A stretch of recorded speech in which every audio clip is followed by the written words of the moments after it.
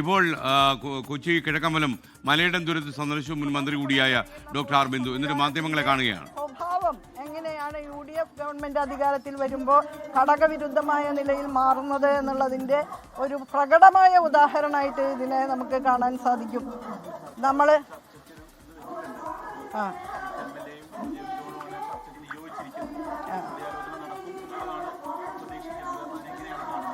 ഇത് ചർച്ച നടത്തി കാര്യങ്ങൾ പരിഹരിച്ച് ഇവർക്ക് ഇവിടെ തന്നെ തുടരാനുള്ള അനുമതി ലഭ്യമാക്കാൻ വേണ്ടി ഇടപെടാൻ കഴിയണം ഗവൺമെന്റിന്. എത്രയോ വർഷങ്ങളായിട്ട് അവരെ ഈ കൊച്ചു ജീവിതങ്ങൾ കരിപ്പിടിപ്പിച്ച മണ്ണാണിത്. അപ്പോൾ ഓരോ പ്രദേശത്തും അധിവസിച്ചു പോരുന്നവർക്കുള്ള അവകാശം നിയമം മൂലം അംഗീകരിക്കുക എന്നുള്ളതാണ് കേരളത്തിൻ്റെ ഒരു ചരിത്രമായിട്ടുള്ളത്. കഴിഞ്ഞ ഗവൺമെൻറ്റിൻ്റെ കാലത്ത് 4.5 ലക്ഷം പട്ടയങ്ങൾ ഭൂമിയിൽ നമ്മൾ നൽകിയിട്ടുണ്ട്. വർഷങ്ങളായിട്ട് തലമുറകളായിട്ട് അധിവസിച്ചു പോരുന്ന ഭൂമിയിൽ അവകാശികളാക്കി മാറ്റിക്കൊണ്ട് ആ പാവപ്പെട്ട കുടുംബങ്ങൾക്ക് സംരക്ഷണ കവചം ഗവൺമെൻറ് തീർത്തപ്പോൾ വളരെയധികം കണ്ണീരൊഴുക്കിക്കൊണ്ടാണ് അവർ ആ സാക്ഷ്യപത്രങ്ങൾ ഏറ്റുവാങ്ങിയതെന്ന് ഞാനിപ്പോൾ ഓർക്കുകയാണ്.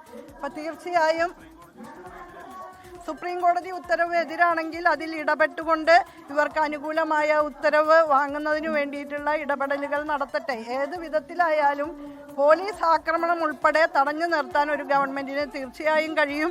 ആവശ്യമായിട്ടുള്ള സംരക്ഷണം നൽകാൻ ഒരു ഗവൺമെൻറ്റിന് തീർച്ചയായും കഴിയും.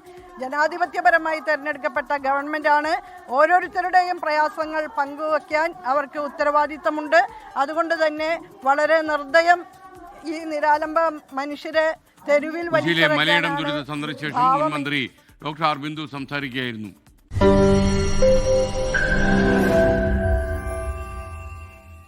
ലോകത്തെവിടെയായാലും ഏത് സമയത്തും 24 വാർത്തകളും ഓഗ്മെന്റഡ് റിയാലിറ്റി പാക്കേജുകളും എക്സ്പ്ലെയിനറുകളും വിശദമായി കാണാൻ ഞങ്ങളുടെ YouTube ചാനൽ നിങ്ങൾക്ക് സബ്സ്ക്രൈബ് ചെയ്യാം.